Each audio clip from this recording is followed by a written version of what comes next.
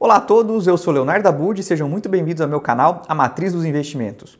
No vídeo de hoje a gente vai falar um pouquinho sobre o setor de bancos na Bolsa. Eu quero contar um pouco para vocês qual é o banco que eu estou comprando, que eu acho, sem dúvida, aí, uma das maiores barganhas dentro da Bolsa.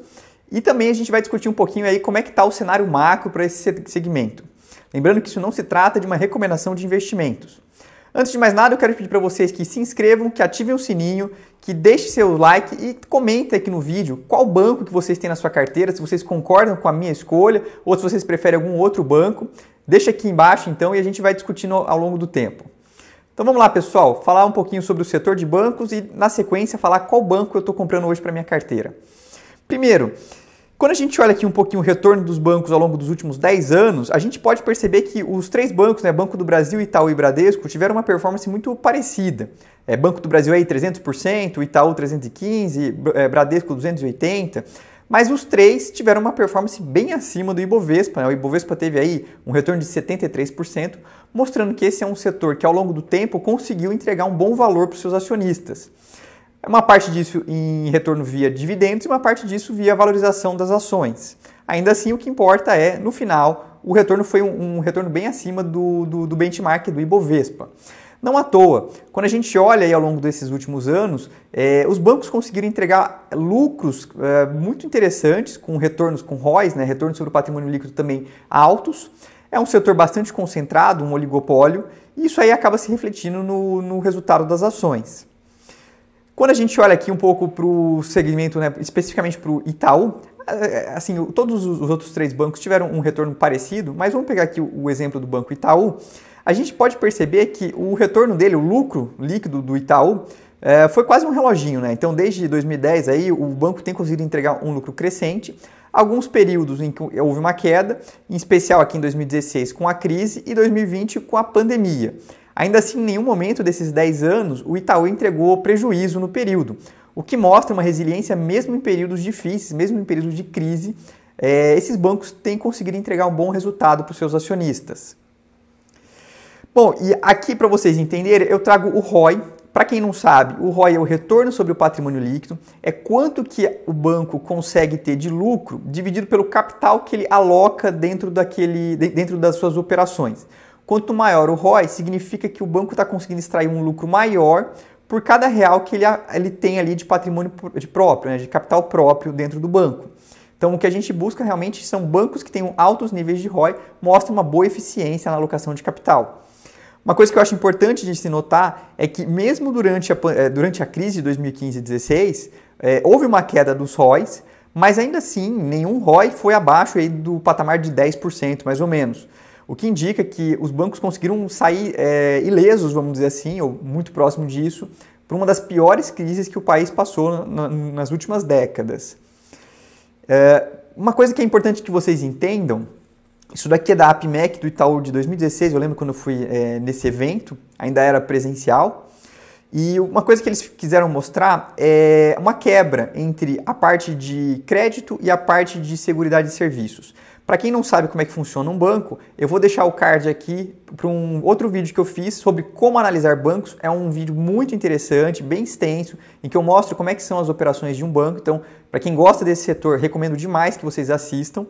E aí o que acontece, O Itaú ele tem esses dois, vamos dizer assim, segmentos. Uma parte é o segmento mais clássico de concessão de crédito e uma outra parte é a parte de seguridade de serviços. A parte de seguridade de serviços é o segmento de maior ROI, é o segmento mais rentável dentro dos grandes bancos. E a gente pode perceber que, inclusive, aqui nessa linha laranja, é a parte menos volátil.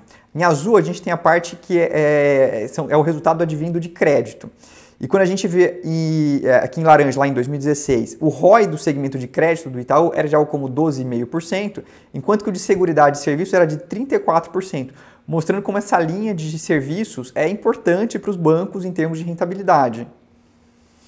Novamente aqui nesse slide, a quebra do Itaú nos diferentes segmentos. Então a gente vê aqui crédito, isso aqui é a parte já em 2016, a parte aqui de ROI recorrente e de crédito e trade em 2,6, seguridade de serviços 34,2. Na época o ROI recorrente consolidado então era de 20%.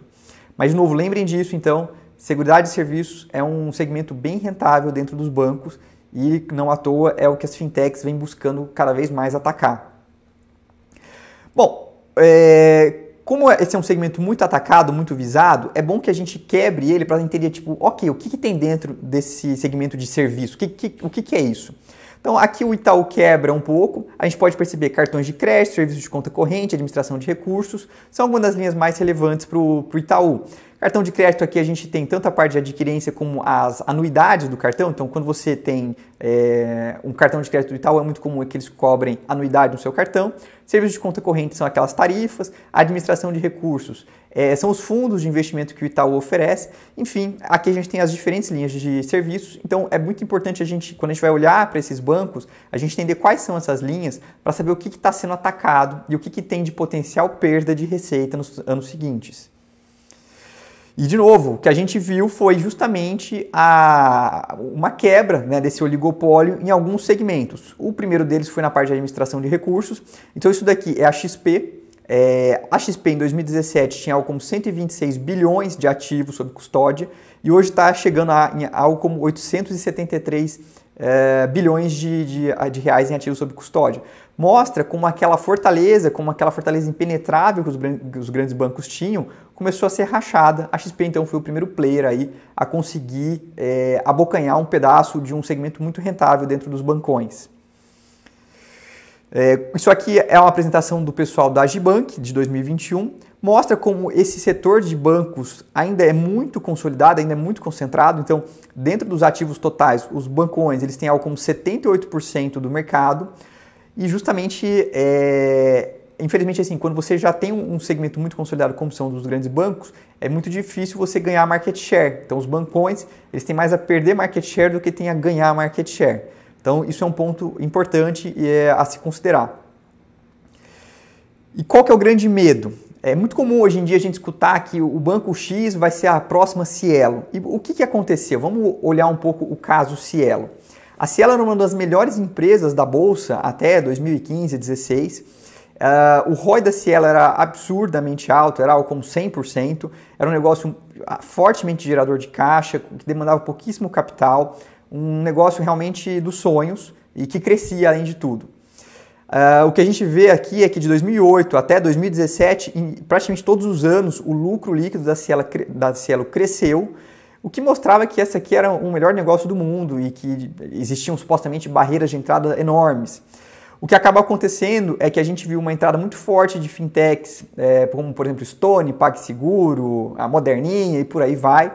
Isso aí foi deteriorando o setor, então a gente viu uma guerra de preços e uma concorrência cada vez mais agressiva, o que derrubou o lucro da Cielo ao longo dos anos.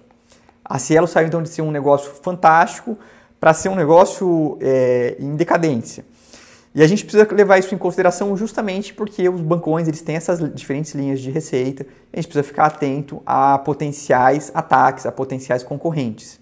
É muito comum a gente usar o termo de moat ou fosso, isso porque o Warren Buffett ele cunhou esse termo quando ele queria indicar que uma empresa tem que ser como se fosse um castelo e que ela busca criar um fosso em volta dela, que são as suas barreiras de entrada. Quanto maior esse fosso, melhor. E aí existia então uma ideia de que o fosso da Cielo era muito largo e o que foi percebendo é que não era um fosso tão largo assim. Então, por conta disso, a gente tem que ficar atento também aonde é que os bancões têm fossos que parecem grandes, mas não são tão grandes assim. Bom, e uma coisa que é extremamente importante, o que a gente busca então em um banco? Então, aqui eu trouxe alguns bancos e aqui eu coloco uma relação de ROI e o preço-valor patrimonial. O ROI, como eu comentei, é o retorno sobre o patrimônio líquido, é o lucro líquido dividido pelo patrimônio líquido do banco, ou seja, a capacidade de rentabilizar o patrimônio próprio do banco. Quanto mais alto, melhor. No outro eixo, a gente tem o preço sobre o valor patrimonial. Isso daqui é o múltiplo que ela está sendo negociada em bolsa.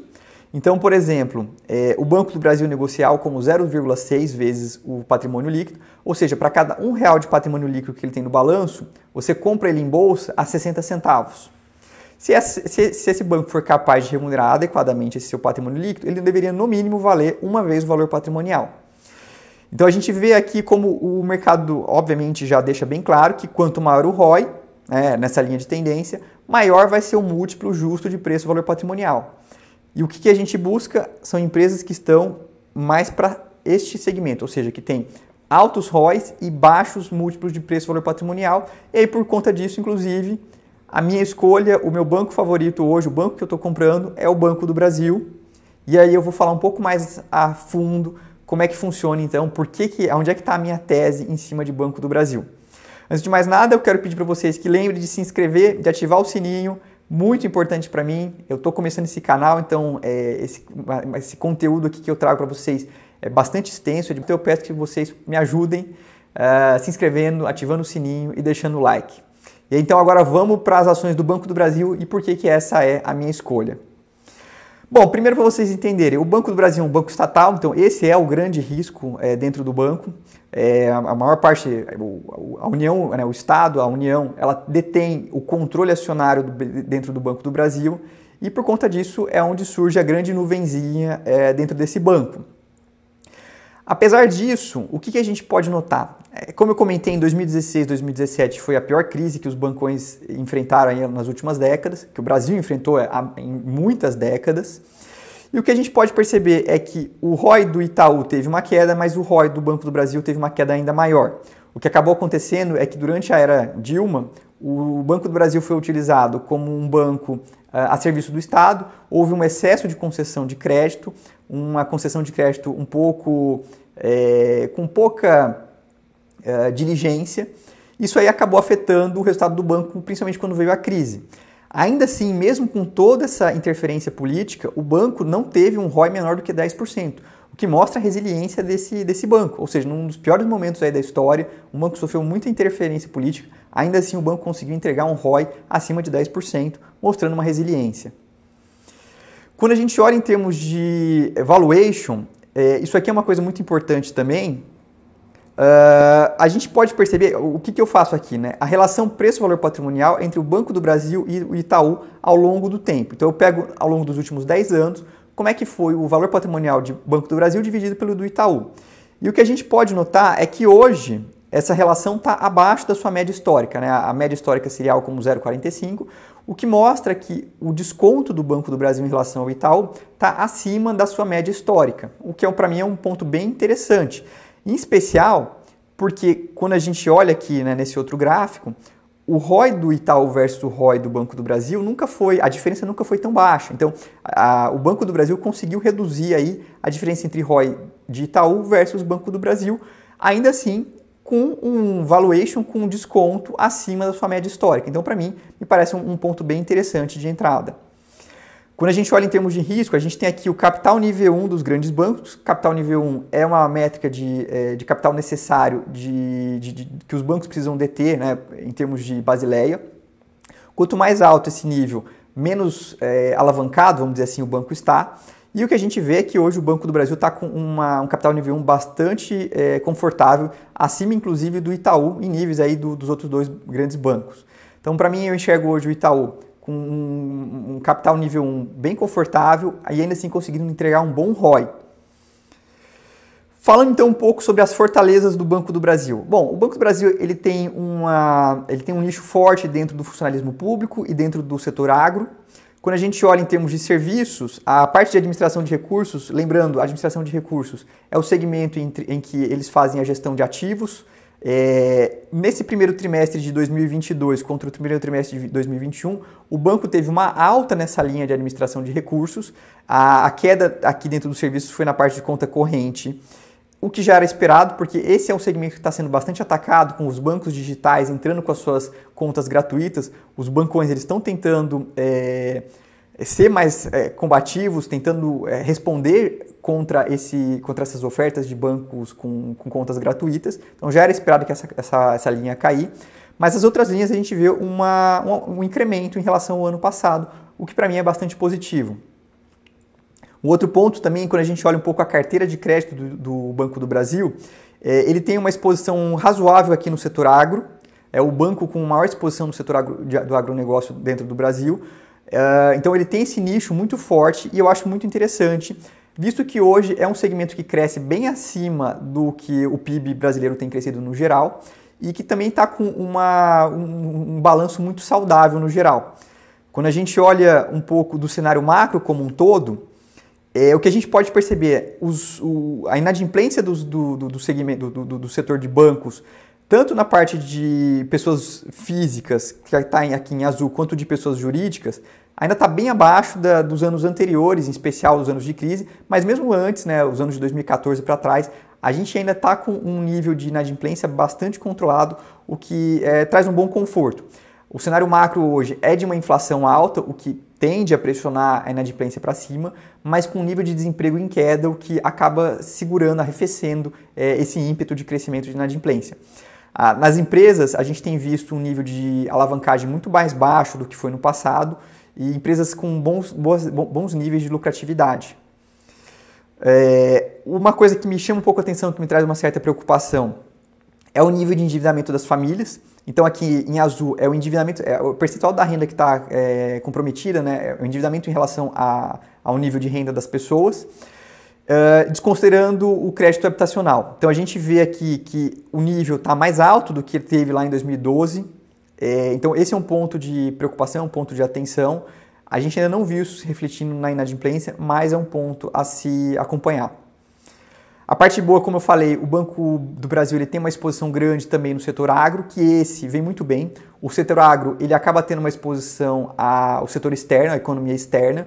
Uma alta do câmbio é favorável para esses exportadores.